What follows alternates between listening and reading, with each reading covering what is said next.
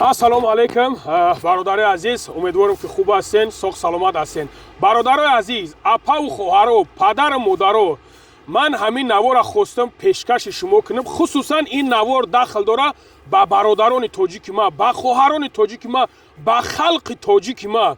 Ман фақат хоҳиш мекунам аз шумо ки ҳамин навора да консат тамошо кунен. баъдан шумо мефаҳмед ки дар ин дурун чӣ гап аст ва бародари азиз, мақсад ман фикри шуморо дигар карда наметонам.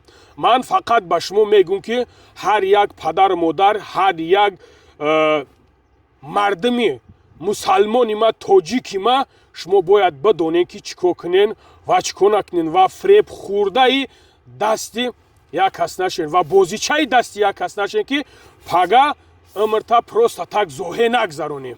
ман навора пешкаши шумо мекунем. як бародар бовар кунед бисёр суханҳои хуб задагиай бародари азиз, беҳад суханҳои хуб задагиай. ман ҳамин навора алло шоҳидае ки бародарҷоно аз сидқи дил тамошо кардам ва роҳат кардам ки чунин алҳамдулиллоҳ ки чунин инсонҳое ҳастанд ки яъне ки бародарои моро мефаҳмонанд ки ҳишор шавен, бозичаи дасти як каси дигар нашавен. нигаҳ кунем бародари азиз. اگر از کشور تاجیکستان هستی گوش بکو یک لحظه میگه پای مرا که بسیار سرتون نقطه‌ای هستم. صفحه فیسبوک ما عمدتاً تحقیق کننده هایش از کشور تاجیکستان است. بعضی وقتا مرحمت میکنن، پیام میتن، ما به چقدر شوق و ذوق پیام باز میکنیم که همزبان ما چی گفته باشه. میرم ترجمه میکنم چون به خط روسی نوشته کرده یک تقاضاهای بیجای و گپای بیجای، مثلا به امام علی رحمان توهین میکنن، از ما میخواین که ما باید بر ضد حکومت امام علی رحمان فعالیت بکنم و از گروه های جهادی که در تاجیکستان هست دفاع بکنم. تو خجالت نمیکشی که همه تقاضاها سبحان الله. برادر عزیز کدام جهاد؟ من سبحان الله من حیرانی بعض همین برادرانی میشم که در همین شخص من نمیدونم این برادر از یاد برادر معلوم است که از افغانستان هست، صحبت کرده است، گپ زده است که دلش شما گوش کنین و چخیل راحت میکنین در سخنهای همین برادر. من والله قسم برادر عزیز من نمیشناسم این کی هست، این چی کار میکنه، این چی کاره هست. پرسته وقتی که همین نوار برآمد از پیشم تماشاش کردم به حد خوشم اومده برادر جانم. برادرو کدام جهاد در تاجیکستان؟ من حیرانی بعضی همین شما میشم. الحمدلله که ما تاجیکستان آباد و تنجی و آرامی داریم. برادر عزیز بازیچه دست دیگر کسا نشین. الله شاهد است که برادرو من همچون برادر، همچون جیگرم خون، همچون به خاطر الله شما را میگم که برادر جانو بازیچه دست دیگر کس نشین. پدر مادر فرزندا را نصیحت کنین که بازیچه دست دیگر کس نشوند. دیده استین که چی کارا گذشته است، دیده استین که چی گپای نشیده است در حق ما. شما همین را دیده استین. از چی حسابه؟ از حسابی که بازیچه دست دیگر کس شدگیه. به همون خاطر شما احتیاط کنین در این مسئله ها، کوشش کنین. جهاد میگن ما تاجیکستان الحمدلله یک تنجی و امانی که نگاه کنیم که ما در ملک روسیه میگردیم، کار میکنیم. الحمدلله پدر ما، مادر ما و زن فرزند ما در تاجیکستان تنج خیلی فراشون همون خیلی میخرن میگردن، همون خیلی سوق و سلامتن. الحمدلله برادر عزیز گوش کنین. سرزمین ما نگاه بکنیم که ما جهاد کردیم. چی کردیم؟ امروزه بدبخت‌ترین کشور روی زمین افغانستان است که اینقدر جهاد کرده. شنیدیم برادر عزیز، بدبخت‌ترین کشور میگه کشور افغانستان است که میگه امروز ما میگه جهاد کردیم به اینجاها اومدیم رسیدیم. شما شنیدید برادرها ره چچم رفته است؟ با همون خاطر برادرای ما گوش کنین، دلش گوش کنین. حتی پیروانای خود جهادگرا نان ندارن، اولادایشان رو میفروشن، دخترای میدهشان رو میفروشن که نان پیدا کنن بخورن، گرده هایشان رو میفروشن. یک کشور بی‌سایی، فلک زده، خدا زده. ما خود ما از این جهاد چی دیدیم که شما ما را تعقیب میکنین؟ حتی رئیس جهادگرای هم قبلی ما که احمد شاه مسعود و ربانی و اینها در تاجیکستان رفتن، همو گروه های جهادی را قطعی امام علی رحمان یک جایی شاندن، گفتن ما جهاد کردیم، بد کردیم، شما جهاد نکنید. بیچاره میشن. امروزه 4 تا درس خوانده و یا دکتر یا انجینر در افغانستان بود آمده در همین کشورهای غربی یا پیتزا فروشی و یک کارهای دیگه میکنه. افغانستان نهاد جهالت خانه گشته، بدبخت هستن، بیچاره هستن. شما از ما چی دیدین که رای ما را تعقیب میکنین؟ ما خود در بدر شدیم، خاکی بسر شدیم. هر افغانستانی که خو میکنه در رویاهاش، در خیالاتش آرزو میکنه میبینه یک رهبری مثل امام علی رحمان داشته باشه که بیاید کشورش نجات بده، مردم از این فلاکتی بکشه. شما را چی بلا زده که شما رای ما را تعقیب کرده روان هستین؟ چی دیدین در رای ما؟ الحمدلله الحمدلله که برادر افغانی ما از افغانستان نگاه که من نمیدونم موجه در آلمان باشد، موجه در ایران باشد، در کجای باشد نباشد، خداوند هر جای باشد خداوند مهربان نگهبانش باشه. بله که نگاه کن که چی میگه ما جهاد کردیم، کجا را گرفتیم همه را به سرمون یکسان کردیم، خاک دهنمون کردیم همه را. برادر عزیز شکرانه این نعمت این صلح وحدت کنین، شکرانه الله کنه که خداوند مهربان به این چونین به ایجاها آورده هر یک تایمو را رساندگی ای برادر عزیز.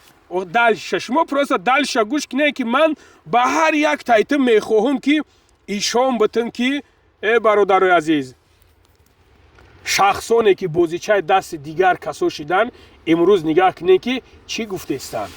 مرحمت. خب بسیار زیاد تنمی غربی ها کار میکنه، دلار میده که حکومت آینده افغانستان و تاجیکستان باید به دست داعش یا همون خلافت اسلامی باشه.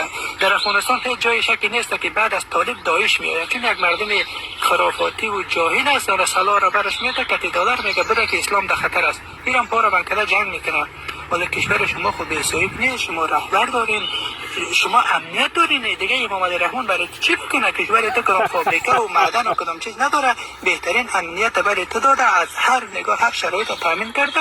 برو درس بخون، کار بکن، زحمت بکش، کشور رو بساز. تو به این جهاد کردن الله مهربان دعا میکنیم که الله مهربان برادرها الله شاهد است، پدر مادرایی که مرا تماشا میکنین فکری خودتون بنویسونین. الله مهربان دعا میکنیم که این سرور دولت ما را خداوند نگهبان باشه. فهمیده برادر عزیز؟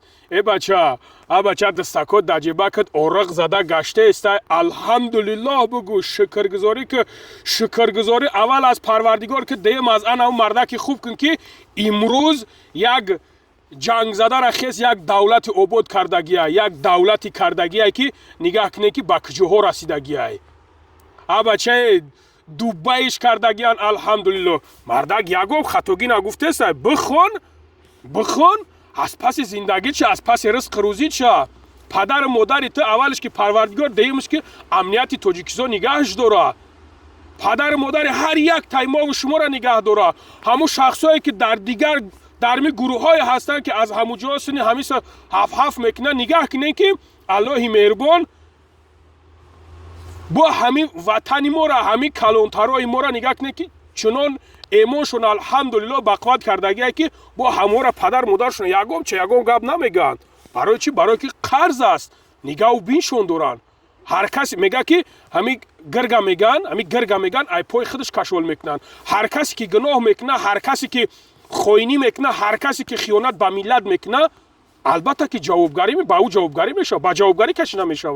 البته یگو شب شوهر نیست، خود ما باشم، خود یک کسی دیگه باشه، خود برادر تو مرا تماشا داری.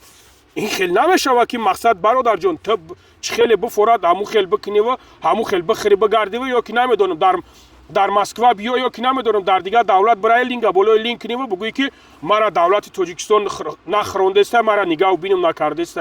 این خیلی در یگم جو گپ نیست برادر عزیز. مهنت کنین، زحمت بکشین. پرشدی چم مهنت زحمت کشیدن، مهنت کنین، زحمت بکشین، بخونین برادر عزیز، بخونین که نیوی ملکی بگونه نیوی.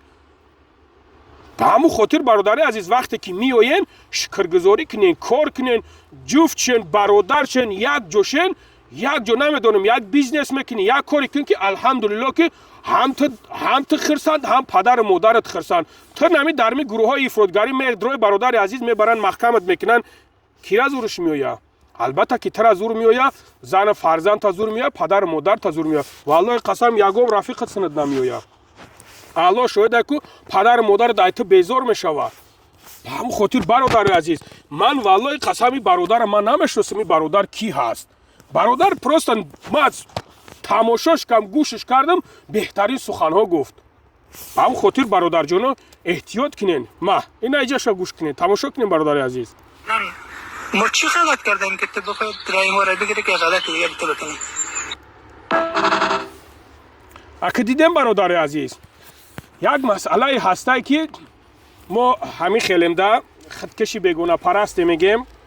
аксарияти мо хиткаши бегонапарастем. на самом деле ҳамин хелем нигоҳ кинем ки дар ҳамин бародар муроҷиат мекардастанд ки биброен зидди давлати тоҷикистон гап занен, зидди сарвари давлати мо гап занен, зидди президенти мо гап занен. барои чӣ? барои ине ки як давлати ободи хушрӯ карда, барои ине ки падару модаритра нигоҳ биндора. ба ҳамин хотир аз худо битарсем бародари азиз. аллоҳ шоҳидай бародаро бо мегӯм то ки дар фреби ҳар кас нағалтен. шукронаи ин неъмат кинен, шукронаи парвардигор кинен, шукронаи ин давлату савлат кинен. ин қадар гаптон дорам. худо нигаҳбонтон боша. дар чанги дасти ҳар як мард номард назанем бародари азиз. худона эҳтиёт кинен. худо нигаҳбонтон.